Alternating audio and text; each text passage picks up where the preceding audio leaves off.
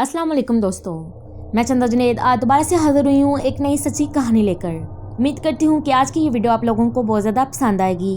दोस्तों, आज जो खौफनाक वाकया मैं आप लोगों के साथ शेयर करने जा रही हूँ, ये वाकया सारा अली ने लाहौर से हमारे साथ शेयर किया है। तो चलिए आज का ये वाकया सुनते हैं खुद उनकी जुबानी।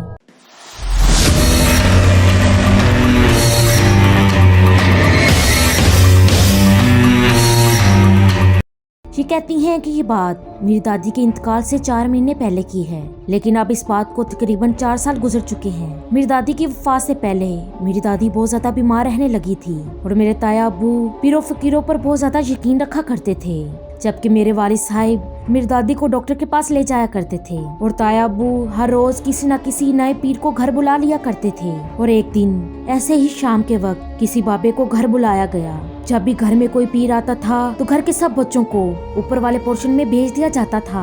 हम सब बच्चे उस दिन भी ऊपर वाले पोर्शन में थे। इतने में नीचे से ताया अब्बू ने आवाज दी, हमारे घर में कोई ग्रीन कलर का दुपट्टा या चादर है? तो मैंने जवाब दिया जी जी, और साथ ही अपना दुपट्टा अलमारी से निकाल कर दे दिया। वो दुपट्टा दादी के सर पर डालकर उन्हें दम किया गया और ताया अब्बू ने दुपट्टा वापस लाकर मुझे दे दिया और मैंने उसी तरह वो दुपट्टा अलमारी में रख दिया। उसी दिन रात के वक्त जब मैं सो रही थी, मैं बचपन से ही अलग रूम में अकेली सोया करती थी, तो अचानक मेरी आंख खुली तो मैंने देखा कि कुछ औरतें जमीन पर बैठी हुई हैं और उन्होंने काले रंग के कपड़े पहने हुए हैं और घूंघट चेहरे पर डाले हुए हैं। सब ऐसे राउंड बनाकर बैठी थी जैसे खत्म करवाते हुए औरतें बैठती हैं, और वो सब औरतें जोर जोर से रो रही थी और चीखें मार रही थी और कह रही थी कि तूने मेरे बच्चे मारे हैं। मैंने बहुत कोशिश की कि मैं शोर मचाऊं और चीख मारूं, लेकिन मेरी जुबान नहीं खुल पा रही थी और ना ही पाँव हिल रहे थे। ऐसा लग रहा था कि किसी ने बहुत जोर से मेरे पाँव पकड़ लिए हैं। मैं रोने लगी और जो कलमात आयतल कुर्सी जो भी उस टाइम मुझे याद आया मैं पढ़ती गई और आंखें जोर से बंद कर ली